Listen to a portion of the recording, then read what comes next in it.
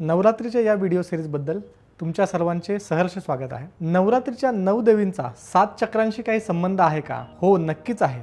शैलपुत्री ही मूलाधार चक्राशी, ब्रह्मचारिणी ही स्वादिष्ठान चक्राशी, चंद्रघंटा ही मणिपूर चक्राशी, कुष्मांडा ही अनाहत चक्रांशी, स्कंदमाता ही विशुद्ध चक्राशी, कात्स्यायनी आज्ञा चक्राशी, कालरात्री, महागौरी आणि सिद्धिदात्री या सहस्त्रार चक्राशी निगडित आहेत। चक्रांची संकल्पना वैज्ञानिक दृष्टिकोनातून सुद्धा पाहणं गरजेचं आहे।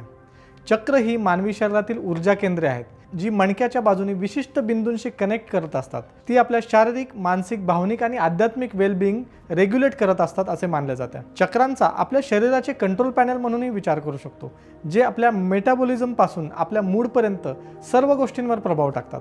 ते आपले हार्डवेअर चालवणाऱ्या सॉफ्टवेअर सारखे आहेत। तर यामध्ये प्राणाची काय बरं भूमिका असेल? प्राण म्हणजे जीवनशक्ती, ही ऊर्जा आहे जी आपल्या शरीरातून वाहत असते। ती आपल्या जगण्यासाठी आणि आपल्या चैतन्यासाठी आवश्यक आहे। प्राणाचा चक्रांशी काय कनेक्शन आहे?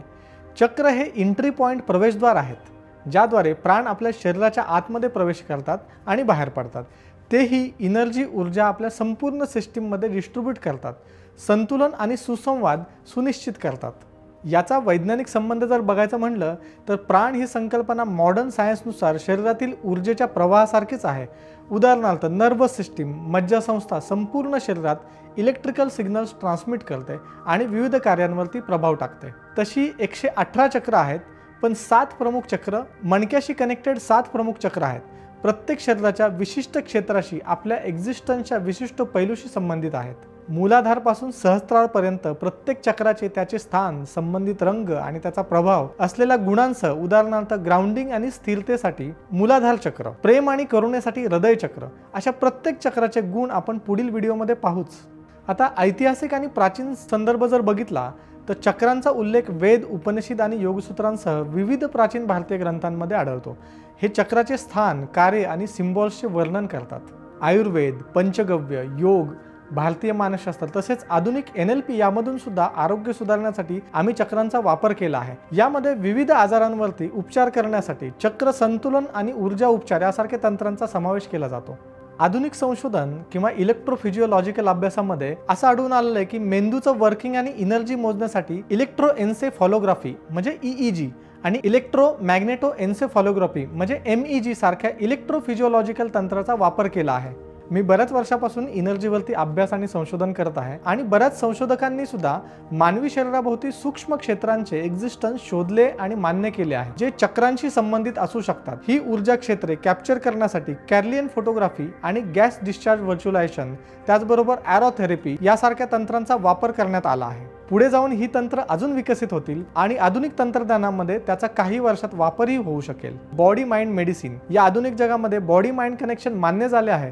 त्यामुळे पंचगव्य, आयुर्वेद, ध्यान, योग, ऊर्जा यासारख्या अल्टरनेटिव्ह थेरपीच्या कॉम्बिनेशन मधून सुद्धा चक्र संतुलनावर आपण लक्ष केंद्रित करून शारीरिक आजारांबरोबर मानसिक आजारही, जसे की स्ट्रेस, डिप्रेशन, एन्झायटी, त्याचबरोबर वेदना कमी करणे या सर्वांवरती आणि एकूणच आरोग्यावरती पॉझिटिव्ह इम्पॅक्ट झाला आहे। मानवी शरीरातील 72,000 नाड्या आणि 114 चक्रांचे विज्ञान आता आपण समजून घेऊया। आपल्या शारीरिक आणि मानसिक शरीरातील 72,000 नाड्या आणि 114 चक्रांच्या गुंतागुंतीचे जाळे आहे। नाड्या हे जीवन ऊर्जेचे मार्ग आहेत, तर चक्रे ही ऊर्जेचे शुद्धीकरण, प्युरिफिकेशन आणि डिस्ट्रीब्युशन सेंटर्स म्हणून काम करतात। जेव्हा नाड्यांमधून ऊर्जेचा प्रवाह आणि चक्रांमधील प्युरिफिकेशनची प्रोसेस ऑप्टिमम असतात, तेव्हा आपण आपल्या खऱ्या स्वरूपाची, ट्रू डिवाइन सेल्फची जाणीव करू शकतो। परंतु या मार्गातील ब्लॉकेजेस किंवा डिस्टर्बन्सेस किंवा अडथळे आपल्या खऱ्या दैवी आत्म्यापासून किंवा रिअल सेल्फपासून सेपरेट होऊ शकतात।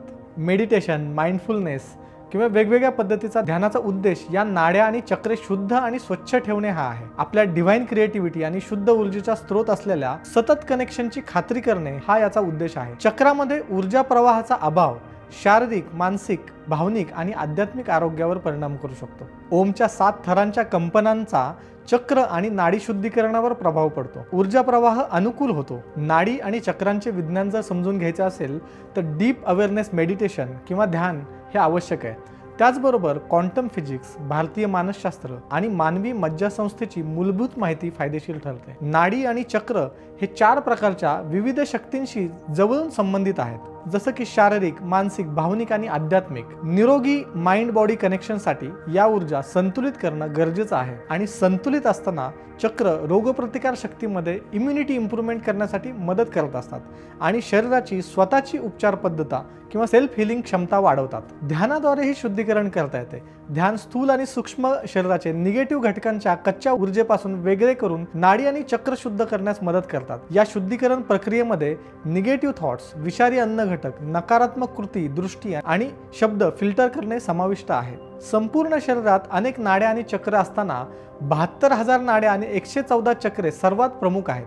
त्यापैकी 7 प्रमुख चक्रे, 21 लहान चक्रे, 86 सूक्ष्म चक्रे आहेत. 114 चक्रापैकी 112 शरीरात आहेत, 2 बाहेर आहेत. प्रमुख चक्रे डोके, हृदय, नाभी, घसा आणि मणक्याचा पाया या प्रमुख भागात स्थित आहेत, तर लहान चक्रे हात, पाय, जीभ, गुडघे, कोपर, हंसली, खांदे, डोळे, कान आणि नाक या ठिकाणी आहेत. जीवनाची ऊर्जा ही लयबद्ध वर आणि खाली हलत असते आणि ही एनर्जी आपल्या झोपेच्या चक्राशी म्हणजे सर्केडियम रिदमशी आणि शरीराच्या चक्राशी अल्ट्राडियम रिदमशी जोडलेली असते. अल्ट्राडियम रिदम म्हणजे काय तर सामान्यतः हा 90 ते 120 मिनिटाचे चक्र असते आणि हाच आपल्या शरीराचा 72,000 नाड्यांना नियंत्रित केला जातो आणि याच 72,000 नाड्या नाभी, हृदय आणि मेंदूच्या भागाशी स्ट्रॉंगली कनेक्टेड असतात. प्रत्येक चक्राच्या मेडिटेशनमध्ये हे एक चक्र सूक्ष्म ऊर्जा किंवा एनर्जीच्या संख्येशी जोडलेलं असतं. संबंधित पाकळ्याच्या विशिष्ट संख्येसह फुलांशी जोडलेलं असतं. प्रत्येक चक्राच्या पाकळ्या शरीराच्या विशेषतः मज्जासंस्थेशी संबंधित असतात. ज्यावेळी त्या एकत्रित काम करतात त्यावेळी एक मोठी एनर्जी तयार होते. उदाहरणार्थ सहस्त्रार चक्रामध्ये 1000 पाकळ्या असतात, तर इतर प्रमुख षटचक्रांमध्ये मिळून एकूण 50 पाकळ्या असतात. अशा वेगवेगळ्या चक्रांमध्ये वेगवेगळ्या संख्येच्या पाकळ्या असतात. मूलाधार चक्रामध्ये 4 पाकळ्या, स्वादिष्ठान चक्रामध्ये 6, मणिपूर चक्रांमध्ये 10, अनाहत चक्रांमध्ये 12, विशुद्धी चक्रामध्ये 16 आणि आज्ञा चक्रामध्ये 2 पाकळ्या असतात. प्रत्येक पाकळीवरती संस्कृत वर्णमालेतील एक अक्षर असते. संस्कृत भाषेमध्ये एकूण 52 अक्षरे असतात, त्यामध्ये 16 स्वर आणि 36 व्यंजने आहेत.